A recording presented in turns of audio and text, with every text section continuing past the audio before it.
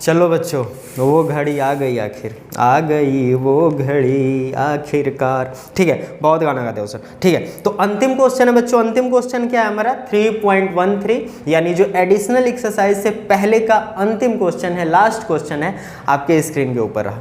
The number density of free electrons in a copper conductor estimated in example 3.1, यानी example 3.1 में estimate किया गया है कॉपर कंडक्टर का जो क्या है, डेंसिटी है, नंबर डेंसिटी गिवन है 3.1 एग्जाम्पल में 8.5 इंटू 10⁻28 पर मीटर क्यूब है। यानी साधारण शब्दों में जो नंबर डेंसिटी होता है फ्री इलेक्ट्रॉन्स का, किसका? कॉपर कंडक्टर का, वो कितना होता है? 8.5 इंटू 10⁻28 पर मीटर क्यूब ये होता है। और ये आपको एग्जाम्पल 3.1 में गिवन भी है। आगे बोल रहे हैं how long does an electron, how long यानी कितना समय, कितना देर, हाउ लॉन्ग कितना देर। यहाँ पे देखो लैंग्वेज का, लैंग्वेज पकड़ो।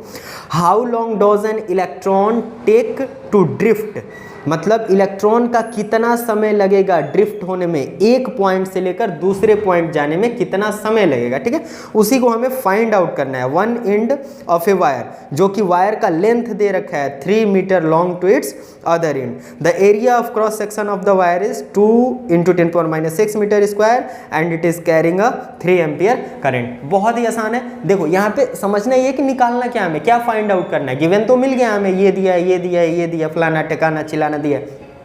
हमें फाइंड आउट क्या करना है, यहाँ पे ध्यान से समझो इस वर्ड को, सेंटेंस को।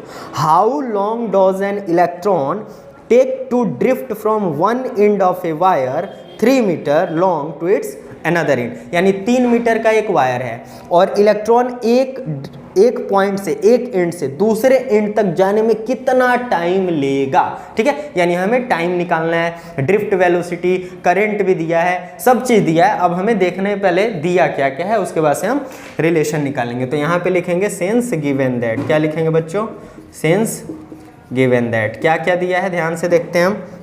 गिवन है फ्री इलेक्ट्रॉन्स दिया है, means that number of electrons in density के टर्म में दिया है, यानी n की वैल्यू हमें दे रखी है 8.5। सर बोलोगे कि सर n कैसे आपने मान लिया?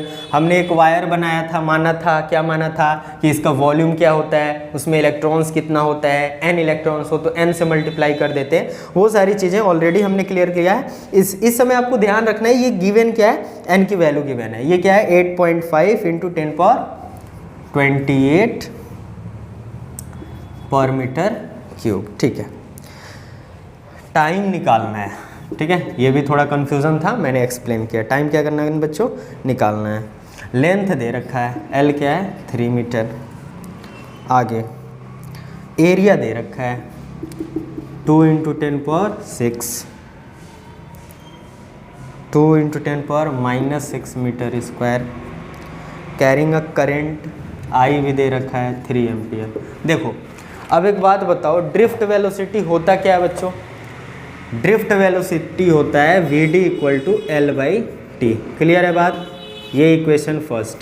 हमने पढ़ा है relation between electric current and drift velocity, Vd equal to I/NAE।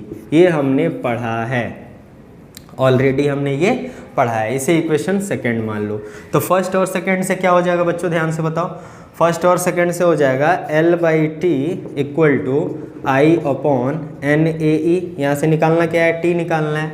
Therefore ध्यान समझना, L को और NAE को और इसको इधर करते हैं, यानी LNAE। ठीक है, LNAE इधर आ गया, अपॉन में I इक्वल टू T। कोई दिक्कत? देखो इसको हमने क्रॉस मल्टीप्लाई कर दिया LNAE और इसको मल्टीप्लाई कर दिया, फिर इसको यहाँ ला दिया, इसको यहाँ भेज दिया, ये हो गया। यानी T की वैल्यू अब निकाल लो। L कितना है बच्चों बताओ?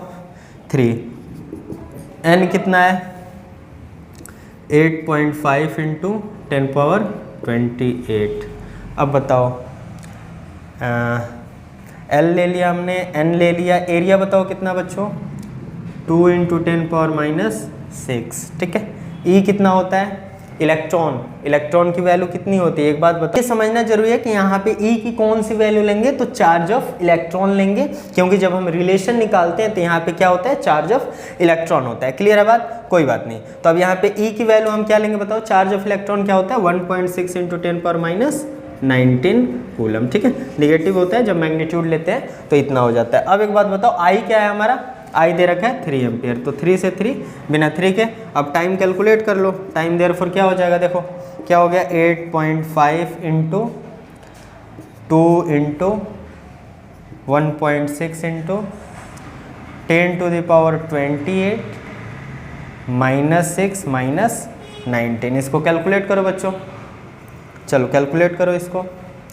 अब ये क्या हो जाएगा, 8.5 में 2 से मल्टीप्लाई करोगे, 8.5 में 2 से मल्टीप्लाई करोगे तो ये हो जाएगा 17, ठीक है, इंटू 1.6 और इंटू में हो जाएगा 10 टू द पावर क्या हो जाएगा, 28 में से 25 19 और 6 25, 28 में से 25 घटाओगे तो ये 3 आ जाएगा।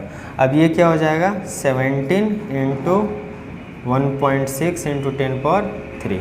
तो इसको कैलकुलेट करो, अब मल्टीप्लाई करेंगे तो क्या आ जाएगा, 17 5 ज़ा 85, 17 6 ज़ा 102 का 2 कैरी 10, 17 1 ज़ा 17 और 10 27। ठीक है, तो ये हो जाएगा 27.2 इंटू 10 पावर 3। एक डिजिट आगे बढ़ा दोगे तो ये हो जाएगा 2.7 इंटू 10 पावर 4 सेकेंड। ये सेकेंड में होगा बच्चे, किस में होगा, क्योंकि जो टाइम का एसेंट होता है वो सेकेंड होता है, और जब इसको आवर में कन्वर्ट करोगे तो ये आपका लगभग होगा 7.5 आवर। ठीक है, ये आपका आंसर हो गया। तो आप इसे पॉज करके और नोट डाउन कर लो। ठीक है बच्चों, तो आप इसे कमेंट करके डेफिनेटली बताएं कि हाँ ये आपको वीडियो कैसा लगा। आपके लिए हमने एक्सरसाइज का सॉल्यूशन का सीरीज स्टार्ट किया। धीरे धीरे जैसे हम आगे पढ़ते रहेंगे, आगे बढ़ते रहेंगे, जैसे कि हमारा जब 12th का बोर्ड के एग्जाम्स आएंगे उससे पहले एनसीईआरटी के हर एक चैप्टर्स के फिजिक्स के हम एक्सरसाइज सॉल्यूशन कर लेंगे, और उसके साथ साथ जो भी वीडियोज़ हैं, जो टॉपिक्स हैं, वो भी हम कवर अप कर लेंगे यूट्यूब पे। तो आप जुड़े रहें, पढ़ते रहें, आगे बढ़ते रहें, और डेफिनेटली कमेंट करके बताएं कि ये आपको पढ़ाई कैसे लगी, और लगता है कि इससे आपने कुछ नॉलेज गेन किया तो डेफिनेटली अपने दोस्तों के साथ आप अपने सर्कल में इसे शेयर करें, ताकि और भी बच्चे इस वीडियो के माध्यम से फिजिक्स में नॉलेज गेन कर पाएँ और अपने जीवन क्षेत्र में आगे बढ़ पाएँ। ठीक है बच्चों, अपना ख्याल रखिए, मिलते हैं, जय हिंद दोस्तों।